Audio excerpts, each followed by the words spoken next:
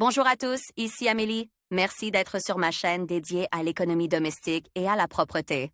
On va plonger directement dans le sujet, alors restez avec moi. Lorsque le traitement de la récolte est terminé, une nouvelle question se pose, où stocker tout cela?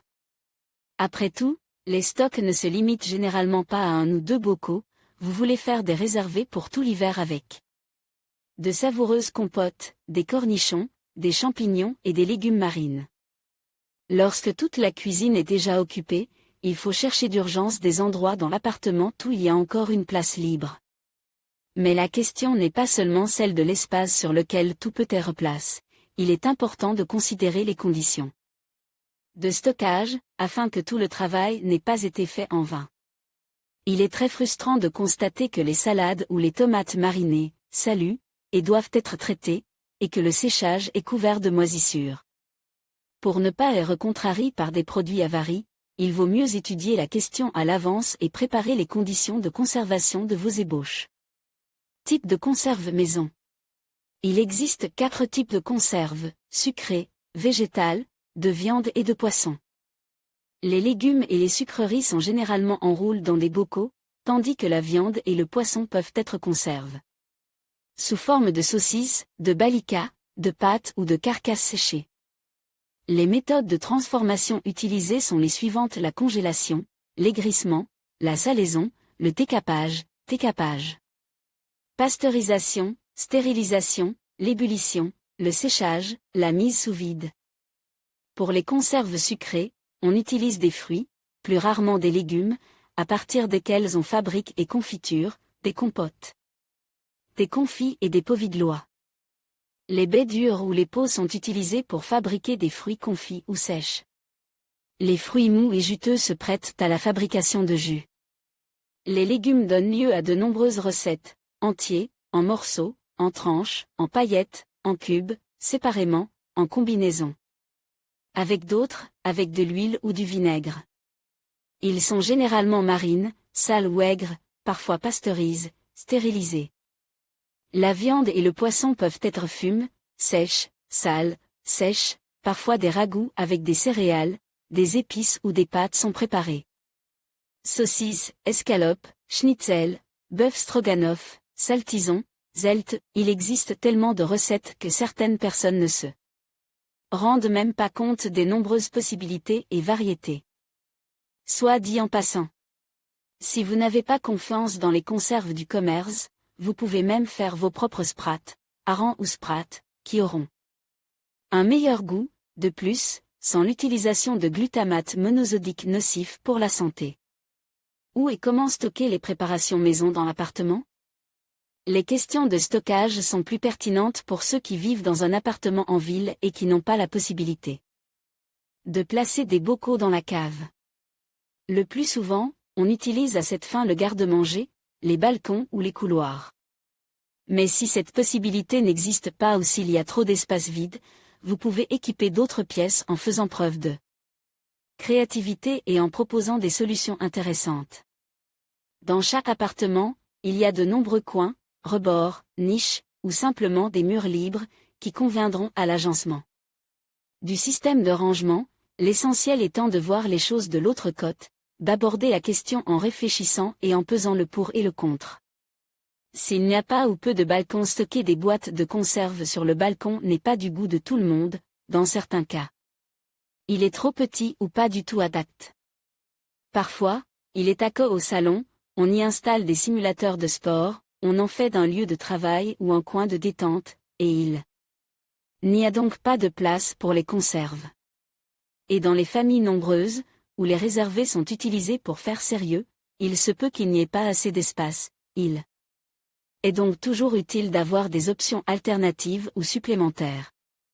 Sous la fenêtre dans certains appartements, le plus souvent dans les appartements Khrouchtchev, il y a des étagères avec des portes qui sont situées directement sous la fenêtre de la cuisine et qui ont une ouverture ventilée pour maintenir la température plus basse que dans la pisse.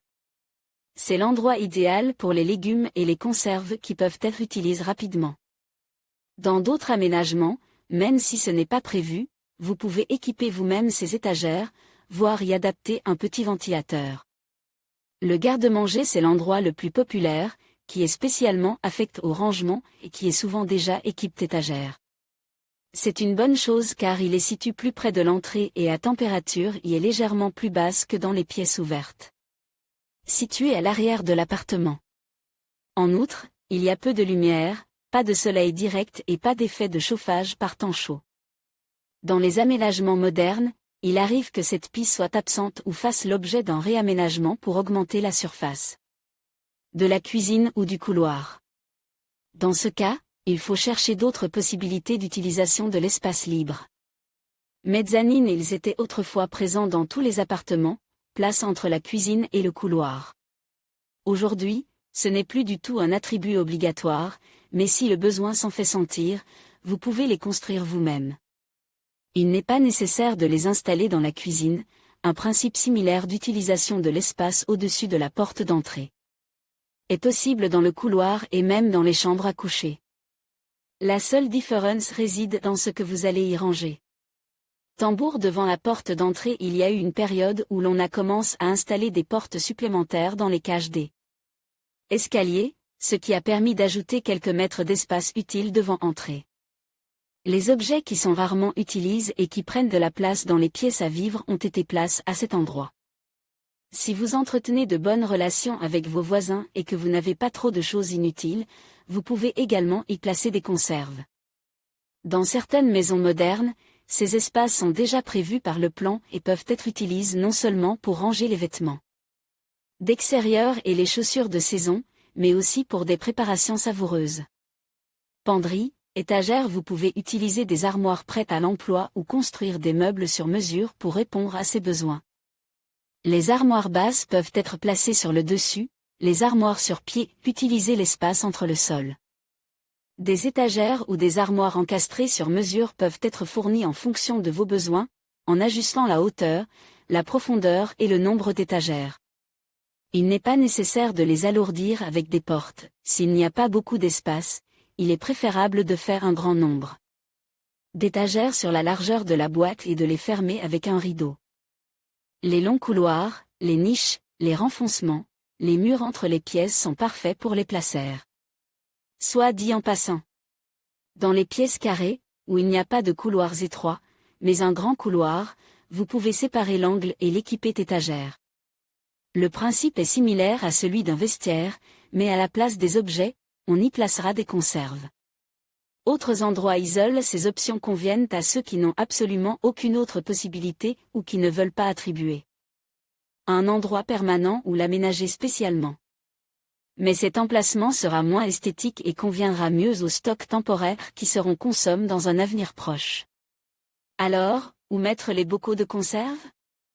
Sous le lit, sous la table, derrière l'armoire ou le canapé, le long des murs, sur le sol. Sur le balcon ou la loggia, tout dépend de la taille du balcon ou de la loggia et du volume du stock.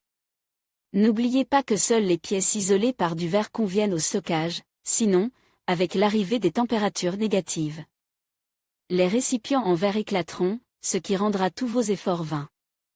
S'il n'y a pas beaucoup de conserves, vous pouvez vous contenter d'armoires situées en bas, du sol aux fenêtres, et placer des plantes d'intérieur au-dessus. Sur la loggia, il est pratique d'utiliser pleinement l'un des murs latéraux ou les deux, en installant des étagères ou des armoires sur toute la hauteur. Pour qu'elles n'encombrent pas l'espace et qu'elles soient protégées de la lumière directe du soleil, il est préférable de les fermer. Soit dit en passant. Les meubles pour balcon et loggia doivent être solides, résistants aux basses températures et à l'humidité. Même s'il s'agit d'une piste isolée, il est important de prévoir différentes situations et d'en tenir compte dans le choix des matériaux.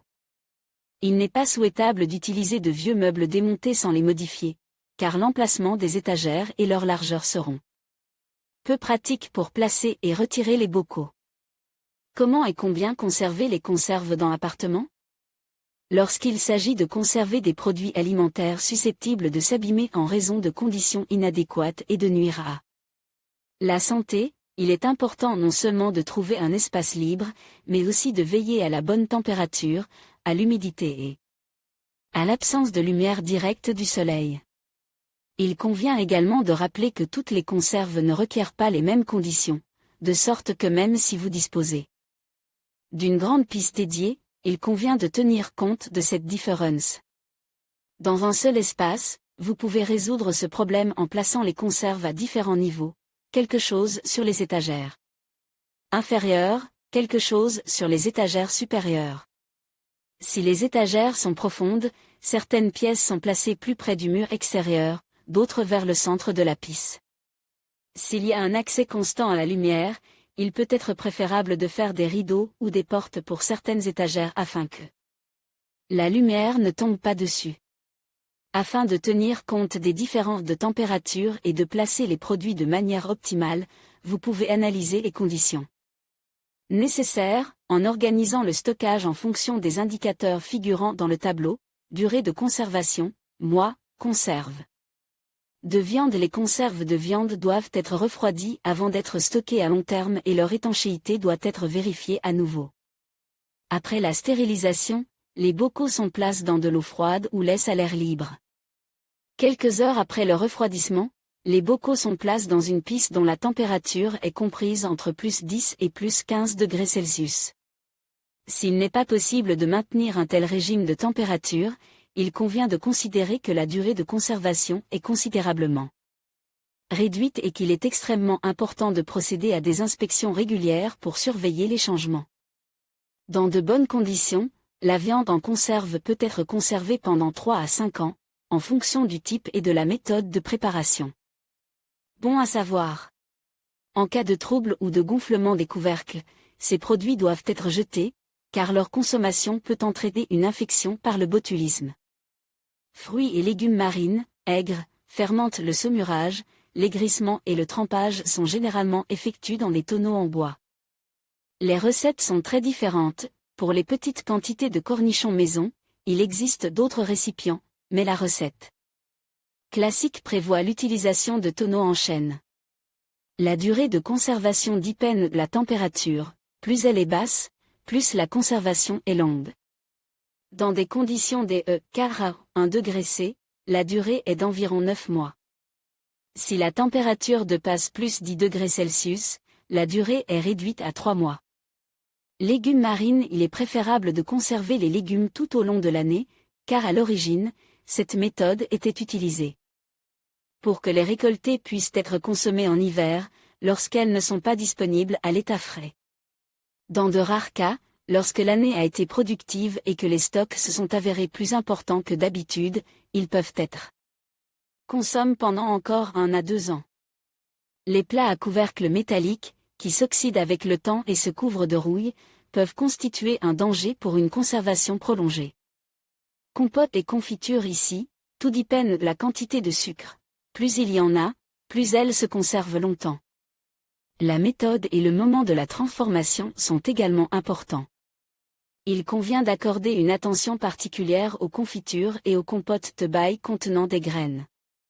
Dans ces produits, avec le temps, de l'acide cyanhydrique se forme, ce qui est dangereux pour la santé. Il n'est pas recommandé de laisser ces conserves pendant plus de 2 ans. Champignons. Le caviar de champignons et les champignons marines peuvent être conservés pendant une longue période. Mais il est préférable de les conserver au réfrigérateur ou dans un endroit frais, en surveillant périodiquement les changements indésirables. Il est très dangereux de rouler des champignons marines, car le risque de toxines botuliques, qui provoquent le botulisme, augmente. Il est préférable de les laisser sous des couvertures en polyéthylène à une température ne dépassant pas +6 degrés Celsius. Ils supportent bien les gelées et peuvent être conservés sur le balcon. Les champignons sèches se conservent également très bien à long terme, mais il est important de les emballer correctement afin qu'ils ne moisissent pas et ne s'humidifient pas. Il est important de les garder humides, ventiles et éloignés des aliments à forte odeur. Vous pouvez les conserver dans des bocaux ou des sacs en verre ou en métal ferme hermétiquement et laissant passer l'air. Soit dit en passant. Avant de les emballer dans des récipients en verre, versez quelques gouttes de vodka dans le couvercle, mettez-le au feu et vissez-le immédiatement. Cette méthode permet de conserver les champignons mal sèches et d'éviter la formation de moisissures. Fruits et légumes sèches. Lors du séchage des fruits et légumes, la tâche principale consiste à respecter le régime de température et à ventiler. Dans ce cas, Le risque de perdre la récolte en raison d'une détérioration pendant le stockage est considérablement réduit. Si, au cours du processus de séchage, les fruits sont étroitement collés les uns aux autres et se trouvent dans une pièce humide ou mal ventilée, il y a un risque de moisissure et d'insectes. Pour éviter cela, les fruits secs finis sont placés dans des récipients en verre munis de couvercles hermétiques. Il est également possible d'utiliser des récipients en plastique, des sacs en papier ou des sacs en tissu. Le polyéthylène est plus rarement utilisé. Les conditions de confort se situent entre 0 et plus 10 degrés Celsius. Périodiquement, il est important d'examiner le stock pour détecter tout changement indésirable de couleur, de toucher ou d'odeur. Si des morceaux avaris s'en trouvent, ils sont nécessairement jetés et le récipient est lave avant d'être reconstitué. Comment conserver le produit après ouverture du bocal? Tout dépend de la quantité et de la méthode de préparation. Mais il est impératif qu'après ouverture de la conserve maison, celle-ci soit placée au réfrigérateur. Dans ce cas, si la stérilisation utilise un couvercle en fer blanc, il faut le remplacer par un couvercle en capron. Dans tous les cas, il convient de rappeler qu'il est important de ne pas vider la saumure, l'huile ou d'enlever complètement la graisse. Car ces éléments permettent de conserver le produit plus longtemps. Les aliments laissés sans ces éléments, même à des températures inférieures à 0, s'altéreront et se datteront beaucoup plus rapidement. Les champignons doivent être consommés dans les 4 jours, le poisson dans les 2 à 4 jours et la viande dans la semaine. Les grands bocaux contenant des tomates, des concombres, des choux peuvent tenir jusqu'à 2 semaines, l'essentiel étant de veiller à ce qu'il n'y ait pas de moisissure à l'intérieur. Les compotes se conservent 2 à 3 jours, les confitures quelques semaines, mais cela dépend de la quantité de sucre qu'elles contiennent et de la température à l'intérieur du réfrigérateur. Conseil. Ne fermez pas plus que vous ne pouvez manger.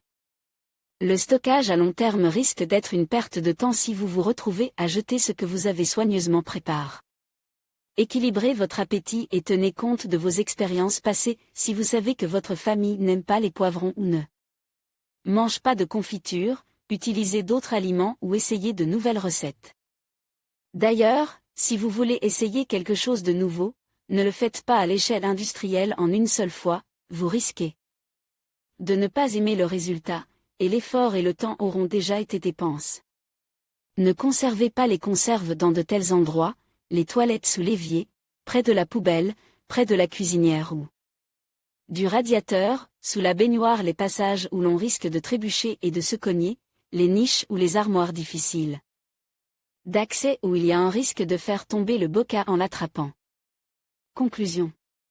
Quel que soit l'endroit choisi, il est important de respecter les conditions de préparation et de stockage afin de ne pas gaspiller votre récolte et votre énergie. Vérifiez soigneusement l'étanchéité des couvercles en roule. Ne rangez pas les bocaux immédiatement après les avoir fermes, laissez-les refroidir et vérifiez à nouveau l'étanchéité des couvercles. Veillez à inspecter périodiquement les bocaux pour vérifier qu'ils ne sont pas avaris et jetez-les à temps pour éviter que le reste des aliments ne se gâte. Conservez-les à une température et à un taux d'humidité optimaux. Étiquette avec nom et date, il est parfois difficile de se souvenir de tous les ingrédients et du moment de la préparation par apparence. Utilisez nos conseils et partagez vos résultats dans les commentaires. La cuisine maison n'est pas une simple corvée, vous pouvez et devez faire preuve de créativité. Il suffit de ne pas expérimenter en prenant des précautions dans la préparation et la transformation des produits, afin de ne pas avoir de problèmes de santé.